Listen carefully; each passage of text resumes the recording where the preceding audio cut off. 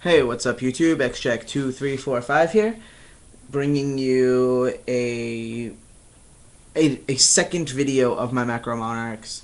The first one I really didn't like. It was too late at night, and I was just really bored, so I posted that video. And this is kind of how I feel right now. I'm really bored, so I'm gonna make a new video of that deck. Probably take down the old one. So I'll say the same whole spiel that I said in the last one. Six samurais for the rest of this format are going to wreck face, and this is not going to be a very real format for me. I don't want to play much in this format. I'll play at my locals because not that many people will have true six samurais until my real locals open up again.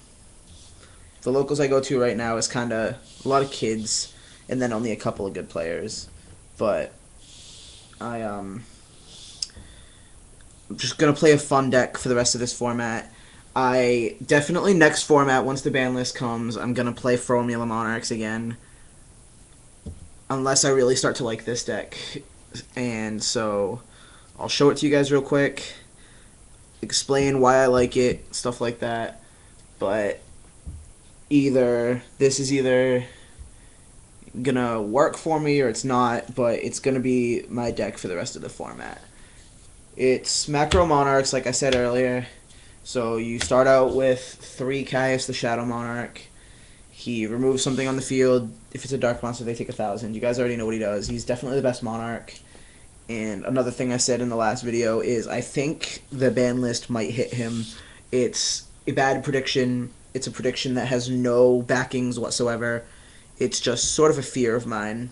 But if it does go down to 2, Frog Monarchs wouldn't be devastated. They'd be hurt, but they wouldn't be devastated. Next, the rest are some more Monarchs. You play Triple Ryza. Ryza's really good because he just is. I mean, there's not really much you can say about how good Ryza is, except for the fact that he is that good. Next, you play 1 Mobius the Frost Monarch. You don't play any trap stuns or anything like that in this deck, so Mobius is kind of a iffy choice. But he is really good for baiting out Solemn Warnings. Because if you summon him, target 2 of their back rows, one of them's a Solemn Warning, they're either going to have to activate it or just let it die. And they're not going to just let it die, so they're going to warning him. So he is good at baiting out that card. And then you play 1 Dark Dust to round out the sacrificey type cards besides Cyber Dragons. Dark Dust is really good. I'm actually starting to basically consider him a staple of a Monarch, quote unquote. He is, like I said, I mean, everybody knows he's a 6-star. He's a spirit monster. When he gets summoned, it blows up all the face-up monsters on the field, and then it returns to your hand during the end phase. It also has, it's 2200 attack, 18 defense. So you can sack and then set it.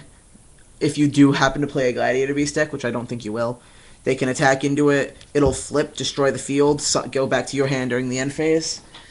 It's really good, and it's really useful. It gets around Titanial, which is annoying.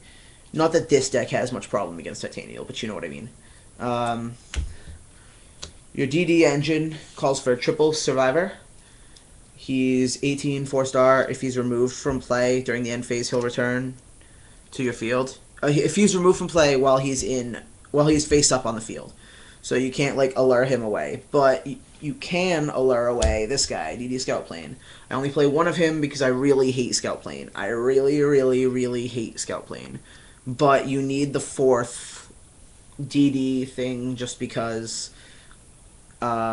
The reason I don't like him is because he's 800 and he has to come out in attack mode during the end phase. That's the big problem with him, and opponents just like to capitalize on that and beat over him every single turn, and it's annoying. But anyway, for the non-DD stuff, you play 2 Gravekeeper Spies. This card's really good in Monarchs in general because it's a +1. They attack it, you search the other one. Usually they don't kill it, so you have 2,000 defenders on the field. One of them you can sack for a Monarch. It's just really good. 2 Cyber Valleys. It's a really good draw card, and so it's a really good stall card because if it's face up on the field and they declare an attack on it, you can remove it from play to draw a card and end the battle phase. So it's really good. And if you remove him and another card on the field, you draw, or another monster on your side of the field, you draw two. So he's really good with Spy. He's really good with Survivor and Scout Plane, and he's okay with this. So you play two Cyber Dragons. In Monarchs, Cyber Dragon's a bit of a staple because you can special summon it, sack it. It baits out Bottomless, which is really good. It baits out Solemn Warnings, which is really good. All around, Cyber Dragon's just a really good card. You play one Spirit Reaper for stall, and because you do have ways to clear their field with the Monarchs, and from there you can just poke with Spirit Reaper and reap a card out of their hand. Reaper Rape is awesome. Reaper Rape is really fun. Just trust me, guys. I'm actually considering playing this in my Formula Monarchs. Let me know what you guys think about that. I mean, I wanna. If I don't start liking this deck, I am gonna play Formula Monarchs for the rest of the format. If I don't like this. But if I do, I'd play a really kind of techy version of it with, like, Exterminations, Crossouts, Reaper, I don't know, fun stuff. And then to round out the monsters, you play double Battle Fader. Battle Fader is also really good in Monarchs. If you have an open field, you special summon it to stop the battle phase, and it stays on the field. It also works with Return because he gets removed from play. I don't play any tuners in the deck. Because if there was a good DD tuner, then it would be amazing, but there's not. So, I mean, you could play the teleport engine in like Teleport, Krebin, Psychic Commander, but I don't like it. So, spells is triple D Fisher. Gotta have to start running through this a little bit faster because of time. So, 3D Fisher, you need 3 in a macro deck, and this card's really good. You play double Soul Exchange. It's Monarchs, you need Soul Exchange, end of story. I like it, but I don't like it. It's situational. 1 Rhoda to search out your DD Survivors. You need this card because you need to get your DD Survivors in your hand as fast as possible. It also helps thin your deck. And usually, I don't think Rhoda's ever really been dead for me in this deck. I never usually have all 3 of my DD Survivors in hand before I get this, so that's pretty good. I play 1 MST because I have a couple of trap cards to help me out against back rows, but I also have the Mobius. I might make this 2. I'm not sure at the moment. Playtesting would change that. 1 Trunade because it's Trunade. It's better. I don't really like Cold Wave in this deck because I don't know, I just don't. You need your traps and stuff to help protect your Monarchs. 1 Dark Hole because it's good and it's Dark Hole. For the traps, 2 Macrocosmos. You need 3 is debatable.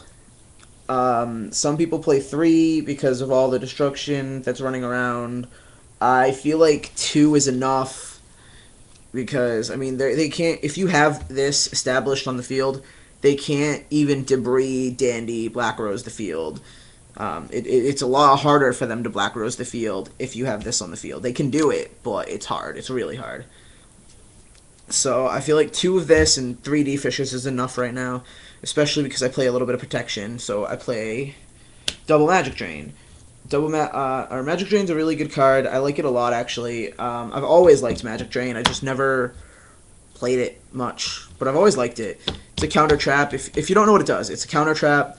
When your opponent activates a spell card, you activate this and this negates it, but they can stop this negation by discarding another spell card from their hand. So if they activate MST and target my Macrocosmos, I flip Magic Drain, and they either have to let this go through to negate MST, or discard another spell card in their hand, like Dark Hole, Trunade. I don't know, I'm looking through my spells, Soul Exchange, Rhoda. So it's a plus, and I really like it. So you play the 2 Magic Drains, and like I said, I mean, I do play other back row hate. I also play 7 Tools. I like it. I don't know if I want to keep it, but I like it. 2 Bottomless. It's Bottomless. It's really good. If I get warnings, I might replace these with warnings, or I might replace like a 7 tools and an MST, maybe. Not sure. 1 torrential, it's good.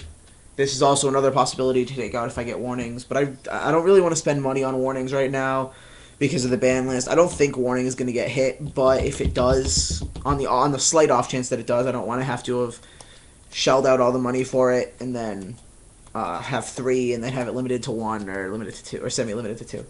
You play 1 return because it's your win condition. It's really good. Works well with your DD Scout plane or your your Cyber Valleys because you get to draw a lot off of them, and it's also just really good. Helps you go for games sometimes. And then you have a Solemn just to round out your traps to negate shit because shit is annoying. So that's the deck, guys. It's a lot of fun. It's really anti-meta-ish while still being meta-ish. I don't know if that made sense, but it made sense in my head, and that's all that really matters, isn't it? It's a fun deck. No one expects to play macro, and no one likes to play against macro. It's really unexpected as a deck, but it's really good if you can get off the combos. I mean, basically, you start with this, one of these, or like a Rhoda, and then, like, what is Cyber Valley? Like, a Cyber Valley, and then, I don't know, like a Drain, and like this thingy. If you start with, like, these, and I don't know, what else? Maybe like I don't know, like a Rhoda 2. Sure, go with that. If this is, like, your opening hand, you're in a pretty good position. This is Rhoda, by the way, guys. You can't really see it because of the glare, but it's Rhoda. Yeah, it's Rhoda. There you go. I'm dropping a card. But that's okay. If you start with all these, then you pretty much win the game. I mean, you really do. Summon this, get this. Oh, this is supposed to be a Valley. What the fudge? Stupid cards. Summon this, summon that, set those, end turn. Rhoda for the second survivor anyway, and I don't know, just good stuff. But it's a good deck. I like it. A lot of fun. I like seeing people's reaction when you flip a Macrocosmos or summon it or play a D-Fisher. Really funny looks. And so that's it, guys. XJ2345.